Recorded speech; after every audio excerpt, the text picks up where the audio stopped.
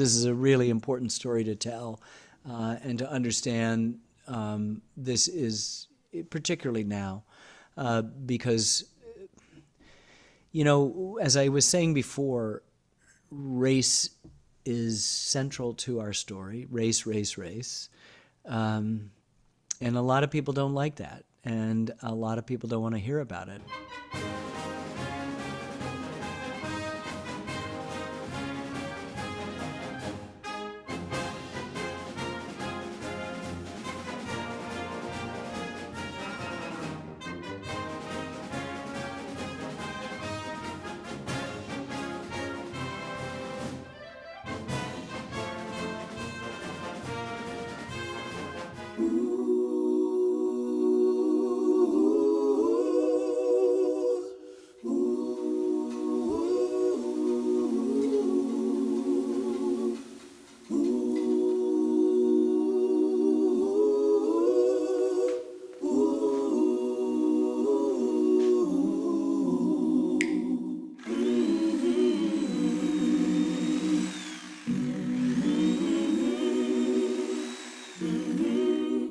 What does it take to create a hero?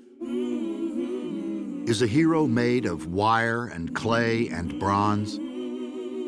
Are heroes remarkable people who do remarkable things? Or are they just people, people like us? Does history create the hero? Or does the hero transform history? This is a story about 4 heroes who were my classmates at the University of Kentucky over 50 years ago. Craig Page and Nate Northington, Wilbur Hackett and Houston Hogg. The 4 men, black and blue, who broke the color line in the Southeastern Conference. There is a balm in Gilead to heal the sin-sick soul.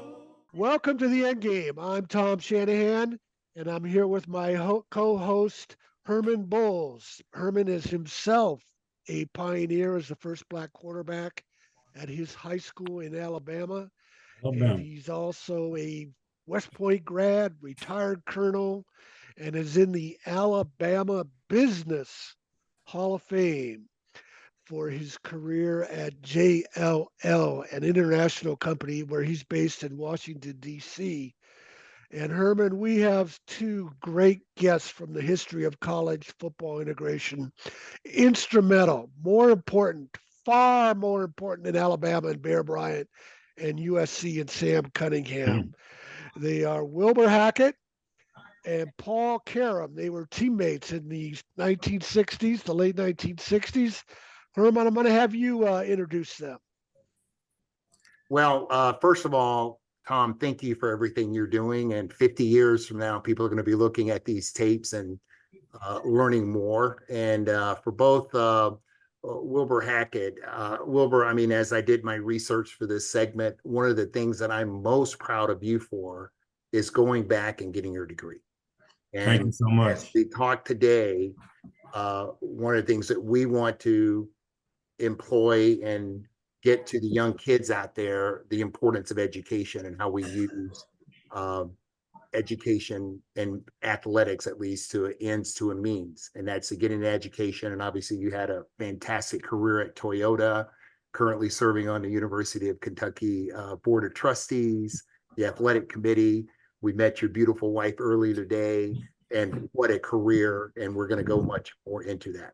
Paul, I have a certain likeness to you as a, say the quarterback, it's a natural leader because you've got to make things happen on the field and set the example off the field. And it's really great for you. And the other thing that you and I have in common is you're in the mortgage industry. And I actually used to own a Fannie Mae DUS lender that used to buy all those mortgages that you originate. So it's great to have you there. And for our audience, what we're going to talk about today is the idea of how is it that we honor our heroes?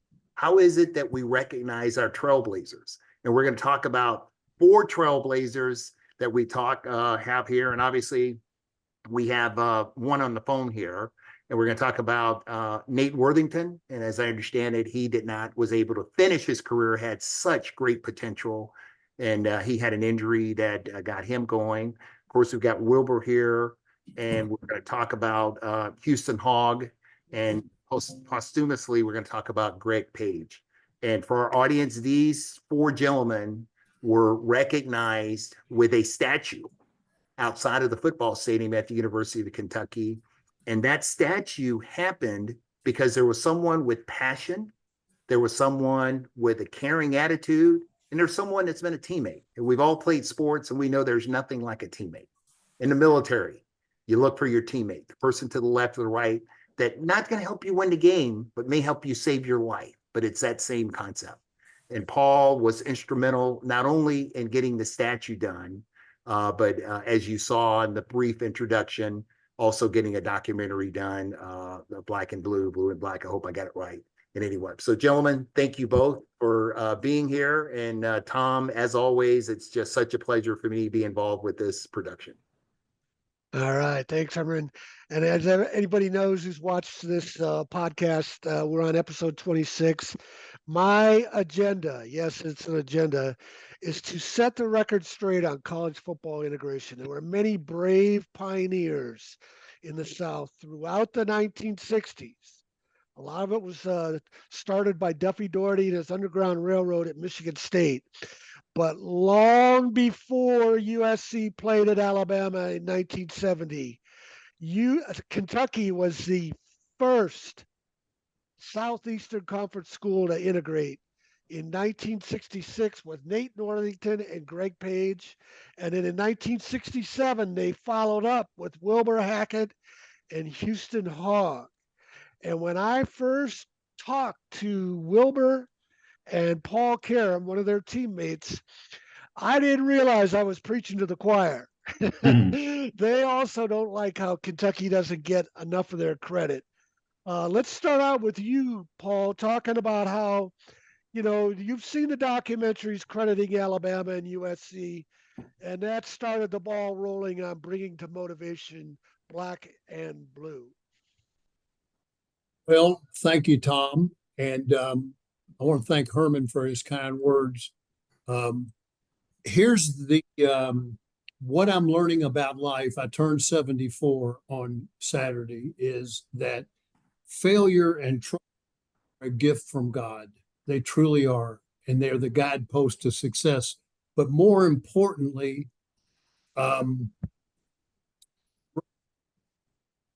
Herman? Isn't that what you learned in the Army? That's definitely it. No doubt about it. Continuous learning. And my career at UAK was devastated with a coaching change. I'd like to think that, how revisionist history is.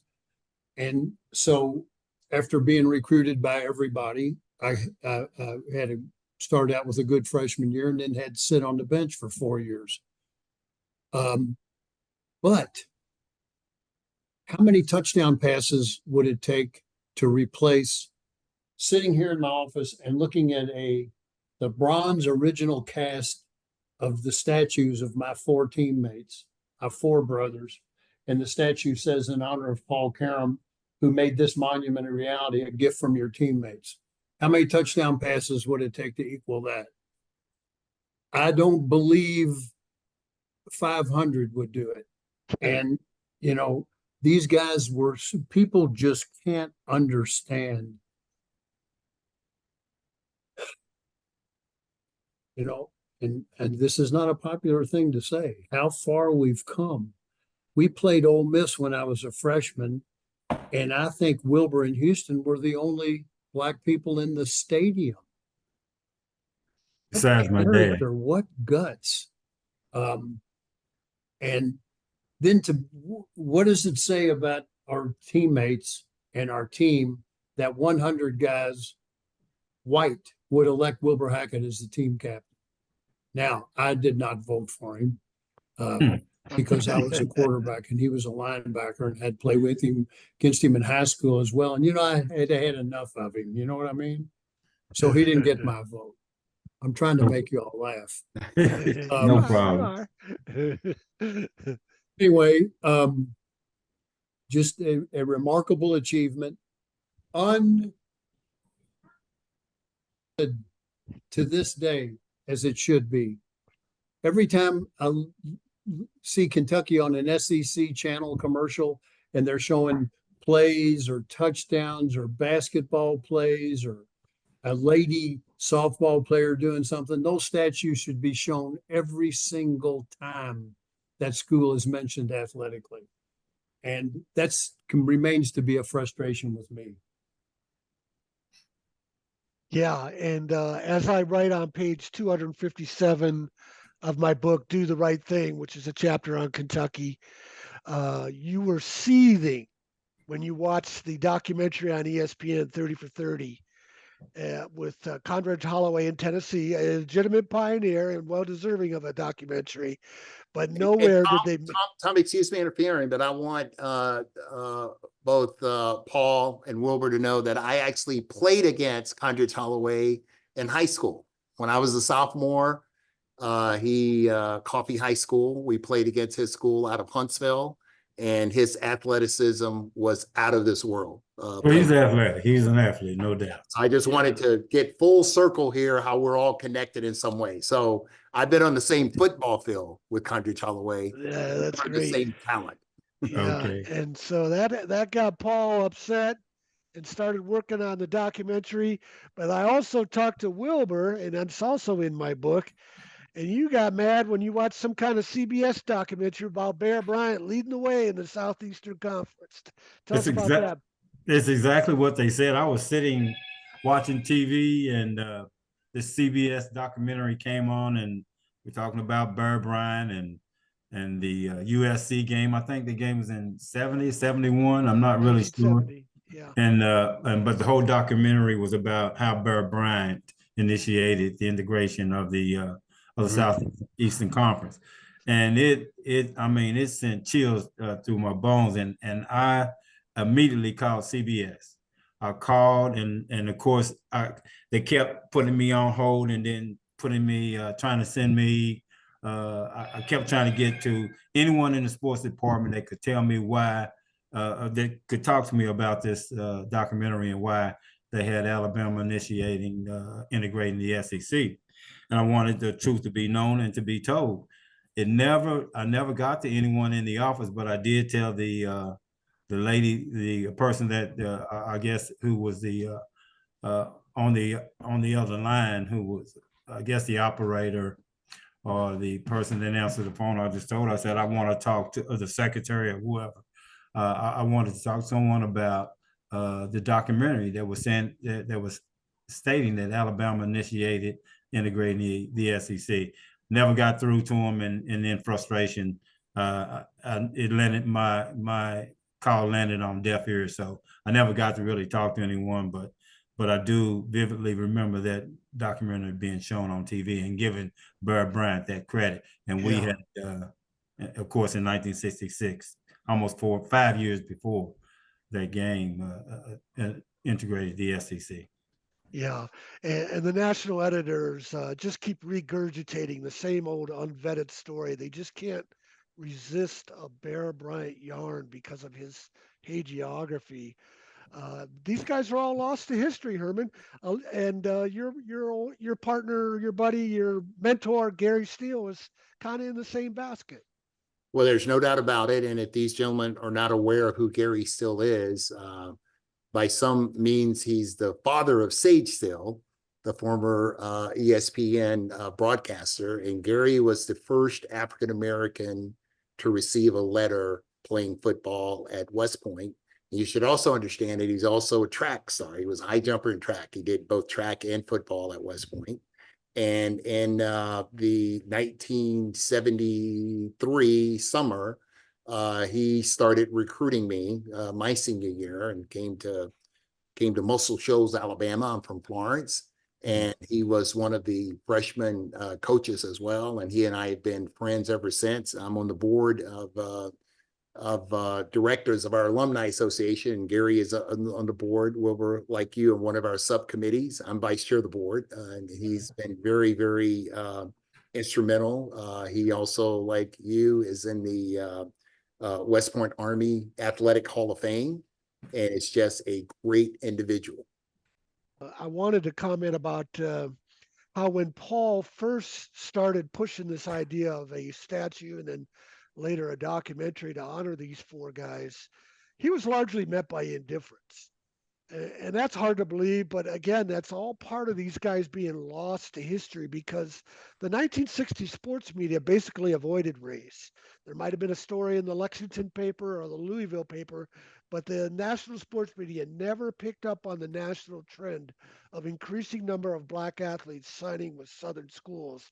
And I've encountered the same problem at Michigan State, where they don't quite understand all the milestones that Duffy Daugherty established with his players in the Underground Railroad. So when the statue was unveiled, I'll ask you to comment on this, Wilbur. When the statue was unveiled, you told me at first, it had been 50 years and you didn't really know what to think about it, but you had completely different emotions when you saw it. Well, for 50 years, Tom, just is like we said, we never thought about any kind of recognition. We was completely just happy and satisfied with the progress of college football in the South, in the Southeastern Conference specifically. So we weren't looking for recognition. We when the idea came up, we talked about it, but our satisfaction came in the fact that when you look Saturdays, when you look at football in the South, totally integrated, black quarterbacks, black linemen, the offense, defense dominated by African-American players, which when Houston and I played, we were only two African-Americans in any stadium and in the whole conference. So I was just completely satisfied with the progress of the Southeastern Conference. So, but this idea of the statue, when it came along, initially I said, okay, Paul, and of course, Paul did meet with some resistance, some reluctance to have this done. And it was not a big deal, but Paul's determination and stick-to-itness brought this thing into fruition and he made it happen. I mean, almost single-handedly. Of course, we had a lot of support that people got on board, but Paul was determined that we were going to be recognized and that this statue was going to happen. And through the support that he gained and the momentum that gradually picked up over the years, it became a reality. And we were able to establish the statue at UK for African-American players that initiated integrating the SEC. Yeah, and if I can back up a little bit here, Nate Northington and Greg Page signed in 1966. Right. So, and freshmen were ineligible back in those days, so they didn't go for the varsity until their sophomore year, which was my freshman year. Which was Wilbur's freshman year and Houston Hawks' freshman year. Right. And Greg was involved in a tragic accident. Nobody thought it was a dirty play, just one of those physical tackling drills they did back in those days. And he suffered a neck injury and he ended up dying. This was in the preseason. He ended up dying before the first game was played. Actually, I think it was the very day of the first game, if I'm correct on that, Wilbur. But anyways, he died the night before. The night before. Yes, on Friday. And so Nate had to go on by his own, and then he suffered an injury, and he ended up. It was just too much for him. He lost his close friend, his roommate. He was under all this pressure as the first black player in the Southeastern Conference, and he ended up leaving the team.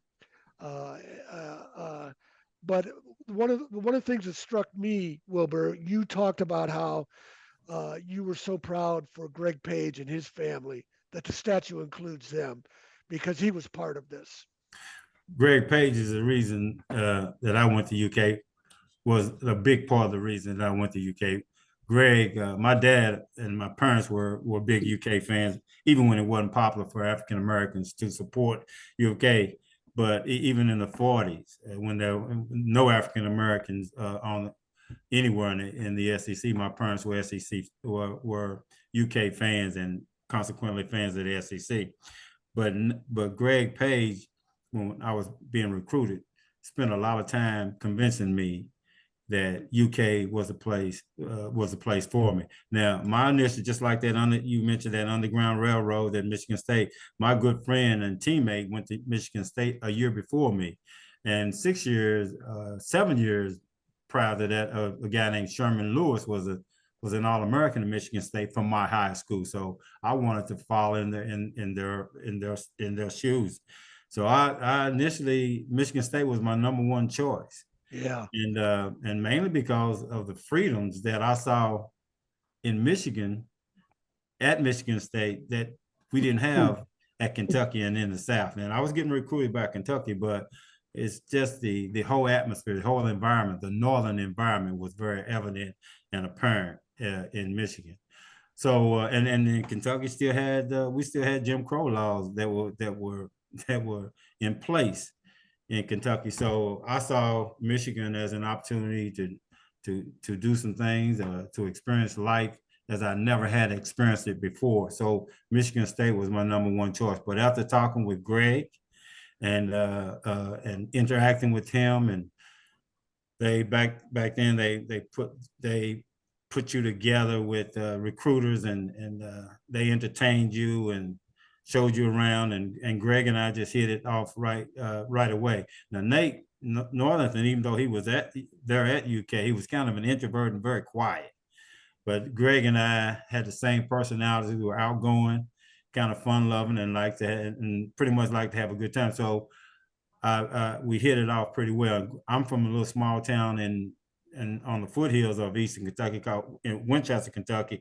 And Greg was from a little small country town up in Eastern Kentucky called named Millersburg, Kentucky. So we had so much in common. And he convinced me that UK was a place for me to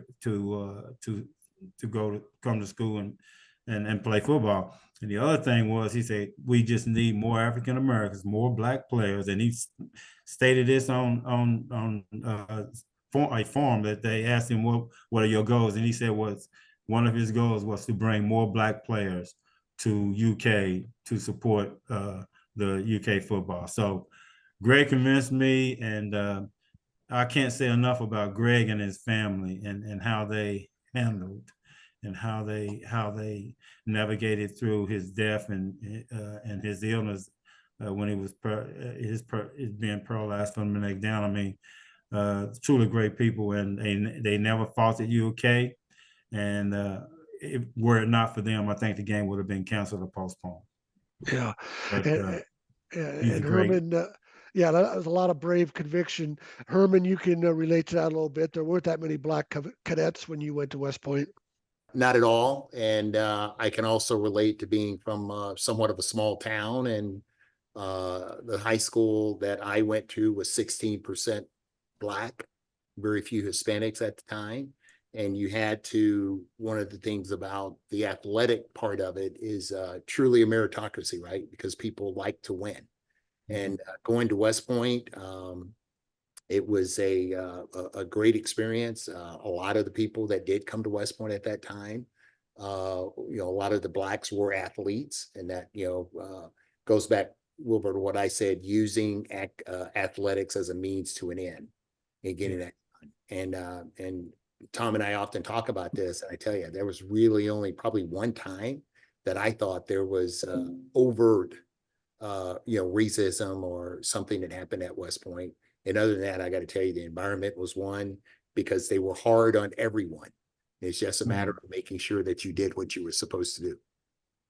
It's interesting because he was such a magnetic personality, but Tom and Herman, everywhere you look, there are so many subplots to this story. It really should be, along with the whole manifest of Coach Charlie Bradshaw. It should be a Netflix series. I've tried through Lonnie Ali to get connected to Spike Lee because I think he's the only guy that could do it. But to give you some example, all of the subplots, Homer Rice, who was the head coach of the Cincinnati Bengals, the athletic director at North Carolina, athletic director at Georgia Tech. He passed away 2 weeks ago. I think when he was the athletic director at Georgia Tech, he won the national championship in every sport. He was the offensive coordinator under Charlie Bradshaw. And he was way ahead of his times and had a different manner about him. And his mother got ill in Middlesboro, Kentucky, in the mountains, which is where he was from. And the nurse who waited on him was the only Black nurse in the mountains, Greg Page's mother. And Greg Page's mother said, "You should recruit my son. He can really play football." And she told Homer. Homer went to see Greg Page play for Middlesboro. And before he had permission from the athletic director or the head coach or the Southeastern Conference, he started recruiting Greg Page. Greg Page is the first African-American to get recruited by an SEC school for purposes of a scholarship. Nate Northington is the first to play. One died, one left. The unsung hero is Wilbur Hackett. But the bylines and the subplots of this story, I could go on and on and on. You know, there's another story that we need to tell that's so important and untold. As we said earlier, that Wilbur was first made to the all sophomore SC team as a Black player. So that was a pioneering role. And he was the first Black team captain as a senior at Kentucky.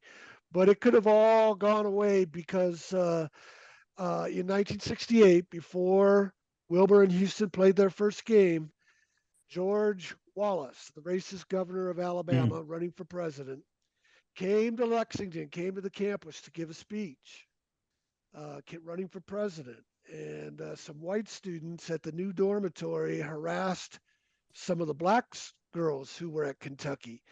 And, that's another thing to point out. A lot of these SEC schools were already integrated, including Alabama, as early as 1963. It was the football coaches that were slow to catch up. But anyways, these Black girls were harassed by some white guys. Wilbur and Houston heard about it, and they brought along another Black classmate, and they took care of business. And later, the dean had called them in because it happened on campus.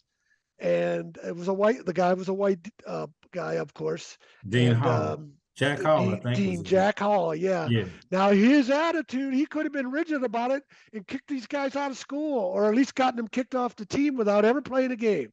And then that slows down the desegregation at Kentucky and throughout the Southeastern Conference. But Jack Hall understood the circumstances of what happened. And his message to you, Wilbur, was if it happens again, just don't beat them so bad. I mean, that's what he said. And of course, it happened again, and we didn't back off. But it was specifically, it was actually in 1968 when George Wallace was running for president, and some of the white students had called my wife and a group of Black young ladies the N-word and were harassing them. And we had just happened to be coming back to campus, and the student manager was a guy named Denny Lewis, Knox Denny Lewis. He saw us coming up the walkway, and the man said, "Y'all need to come over to the dorm, come over to the tower. They're calling my wife Brenda and Carlene and several other young ladies. They call them the N-word, call them out their name." So we immediately followed him over to the dorm and confronted the guys, and we had a pretty wild brawl, I should say. It looked like it was straight out of Gunsmoke. I mean, it was just one of those Westerns you know, no guns, just fist fight. And we beat them up. That's not what happened. There wasn't no we running in. Hackett ran in the dorm and beat the hell out of about 7 of them. No. Houston was with us too. It was Houston and I. It was about 6 or 7 guys, and they did take a beating. But anyway, it was pretty tough, man. And in the end, I mean, one of the guys swung at Houston. Houston shut the door and put his hand through the window. And of course, it cut his wrist pretty bad. And then we went and we did have to go see the dean. It was reported. We went to see the dean. We sat in his office, and Dean, I mean, he didn't even take a lot of time. He said, "Look, I know these things are going to happen. You're going to have incidents." He said, "But the next time you confront her, if you do have to fight, please try not to beat him so bad." We said, "Okay, Dean," and we walked out. So he was very supportive. You should have gone to West Point. Maybe they would have taught you how to behave. You know, I got a letter from the Army and the Navy. I certainly considered it. Yeah. But, Well, we had boxing and wrestling. You'd be able to take it out in a controlled environment. we didn't have, we had the mat room in spring, but it was we kind of released a little frustration on them. Herman, you were a colonel in charge of a lot of men. You've been an executive at a major corporation. You know about leadership. Talk about the awareness and the wisdom of Jackie Hall and how he could have changed history if he hadn't have been an open-minded person. I got to tell you, leadership is not a formula, right? And those of us that have kids know that each of your kids is different in some way, and each human being is different in some way. And I define leadership as the ability to influence a group to accomplish a common goal. And I think what your dean had was foresight and wisdom. And he had also, I would call it, he was connected with himself. He understood the environment that existed at that time. And he also, as I said, had that vision to look ahead and say, how is it that we put people in a situation, and remembering what our Constitution says, that all men are created equal. However, all men and women are not treated equal. So the entire focus of history could have changed if this individual, if the dean had made a rash decision and decided he was going to go by the rules, so to speak. Because I'm certain, looking at the manual, you were supposed to get kicked out, right? Without a doubt. Okay, so the first time we show some grace. The second time, however, he understood the situation and understood the bigger goal that was trying to be reached. And little did he know that you would one day have a statue outside of the UK. Well, I must say, and I want to interject this, that quite frequently on the campus with our teammates in the dorm and even in the city of Lexington, we were supported, I should say, by the community. And were it not for those, because there were more, I can't even start to tell you the incidents that we encountered, but inevitably, we always had the support of the university administration, the coaches, and our teammates. So it got us through, got us out of many, I should say, several jams that it could have been pretty bad. Well, let's go back in history and let's call this really part of civil disobedience, just that you didn't do it civilly. Okay. Yeah. If you think of that young lady down on the bus in Montgomery who decided Rosa Parks was not getting her seat. Okay. So in many ways, if you think about Wilbur, you were doing the same thing. You were saying, I am not going to conform to what your idea of normalcy is. Okay. You do not have a way to police this 24/7. So I'm going to take the risk. That's what leaders do. Okay. I'm going to take the initiative. And this is something where we do need a little civil disobedience. And we're going to provide it in such a way, hopefully, that it will change operationally. You're not going to change how people think. Right. But you can change how they act. Right. Absolutely. And that's pretty much, I couldn't have said it better than that. And there were many situations that we had to react to, that we reacted to, and had to deal with. And each situation was different, and we handled them. I guess many, and a lot of times I told Tom, a lot of times I couldn't tell my parents or my teammates or even Paul. I couldn't tell him some of the incidents that we were faced with, but we somehow we managed to work through them, and there were many. There weren't just isolated incidents. There were many, and because it was a sign of the times. But we handled them, and we were determined not to be run away, not to be discouraged enough to leave. And there were many times, just like Nate, he got to the point where he couldn't handle the pressure of being by himself and the loss of Greg.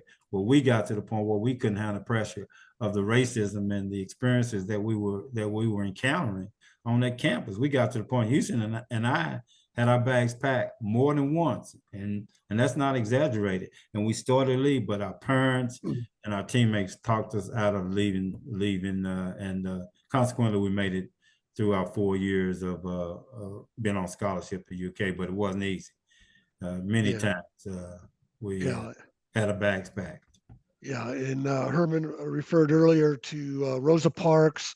The civil rights movement, of course, led to a lot of what happened with the desegregation of Southern football programs in the 60s. And Lane Demas, a PhD professor at Central Michigan, who has also written about college football integration, he says all these myths about Bear Bryant and Alabama and USC were made up later to take away agency from the courageous Black leaders who got the ball rolling on civil rights. And another point we need to make is Kentucky gets a lot of criticism for Adolph Rupp because he had the look of a racist out of central casting. And then the story about Kentucky with 5 white starters losing to Texas Western UTEP with 5 black starters has gotten a lot of attention. Again, there was a lot of progress in basketball integration before then. Loyola Chicago in 1963 won the national title with 4 black players playing against Cincinnati with 3 black players. But Kentucky bears the brunt of a lot of the criticism.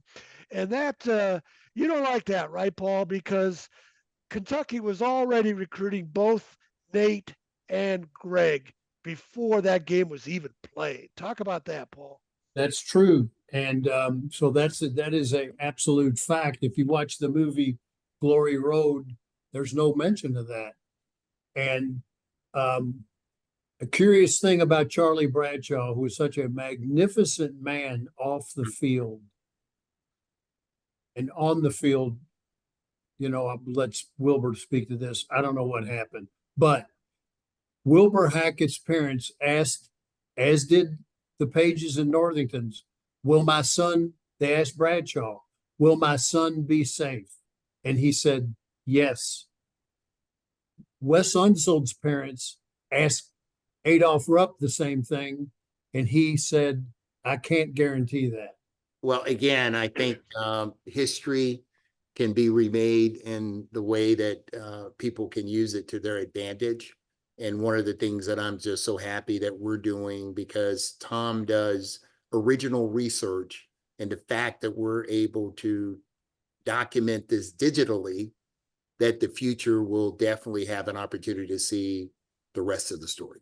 And I want to go back to the role that Duffy Daugherty played, because they noticed in the South that Duffy Daugherty had an integrated team, and he wasn't limiting his roster to the unwritten quota of only a half dozen black players. And like Wilbur said, other black players, Rufus Cormier, who ended up going to SMU but took a recruiting trip to Michigan State, and other integrated programs. He said it was a completely different environment at Michigan State because the black players were comfortable with their situation. And Wilbur, you went to campus. You also went to the Indiana game where Michigan State rolled over Indiana to set up the game of the century with 2 undefeated records. Talk about meeting Duffy Daugherty, Bubba Smith, and all these other guys, and what made you feel comfortable and confident in Michigan State? Just the fact that that they treated me like a person who they really were interested in. I wasn't just an athlete. I was a person. I was a man. We want you to come to Michigan State University so you can experience life, and we can expose you to things that you won't be exposed to at other institutions. And when I was being recruited, I was exposed to things that I hadn't seen while I was a high school student at Manual or any other recruiting trip. They just the way they treated me like a person that they wanted into that family, that community, and that I would be well received and taken care of. And Duffy Dorey, he just sitting down talking to him was just like talking to a legend, a myth, a person that of stature. And I seen him on TV, and I'd seen Michigan State, and I knew about Michigan State, and just sitting in front of him was an experience that I should remember for a lifetime. He was just an unbelievable person and very convicted to getting his players on campus and treating them like individuals who meant something to not only the football team but to the community and to the university. So he was just it was just like sitting down talking to a man of wisdom. And we want you here, and we will take care of you, and you will enjoy your experience. And that was my choice until I told my father I was going to Michigan State. That was my choice. And then my dad changed it in one day.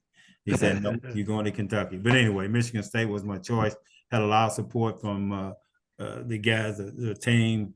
My friend and teammate was on a Michigan State, was a year ahead of me. He was a freshman at the Michigan State on the Michigan State team. His name was Franklin Foreman from Louisville Manual High School. And again, Sherman Lewis was 6 or 7 years proud to us coming to Michigan State, to him going to Michigan State. So I was all in. And Duffy Dorey, and again, I had made up my mind. And it just, again, my dad, who is not only my dad, he's my best friend and my confidant and the person that I love very much. And he just pretty much laid it on the line and, "Son, you're going to UK." And I thought it was my choice, but it ended up, I found out it wasn't my choice. So I said, okay, I'm in. So anyway, but it was a great experience for me to meet Duffy Dorey and the guys at the head of Michigan State. It was like something I never experienced, and it was special. And I knew, and I felt at home at Michigan State. Yeah. And it was it. And Sherman Lewis was Duffy Dorey's first Underground Railroad All-American, which of course helped propel that with more black recruits in the 60s. And he grew up in the same neighborhood as Muhammad Ali, Cassius Clay at the time, of course, back then. So let's wrap this up. Paul, I want to get some comments from you, and then we'll go to Wilbur. And as usual, Herman will bring it home. I applaud you for your work. I'm humbled that I get to meet Herman Bulls, and I've got your email, Herman. I'm going to connect up with you. And I've written a couple of books on America's customer service disaster, and I want to send you. And I just finished a book about my father, who was a very unique man. I would like to send you guys. But this has been a true journey, and here is the part of it that won't get out of my head. The story is not even close to being told. Isn't it amazing, those of us that know the 60s, the myriad of social silos and conflict and growth. It was almost like America's adolescence. And the story about these guys and how courageous they were. They've got statues. There's a movie made. My partner, I don't know if we've mentioned him, was Paul Wagner, who's won an Academy Award. And how he got chosen is a pretty remarkable story. He made a documentary, Tom, about the fine waiters on fine rail cars before air travel became common. And the name of the movie was Miles of Smiles, Life of Struggle. And the amazing thing about these black gentlemen was they were the first transportation union and were able to come together and do great things for themselves. That's how Paul Wagner got chosen to do my film. And that I don't think, I just think some things have happened that really make me scratch my head, how that didn't get on ESPN and so forth. But I'm not finished.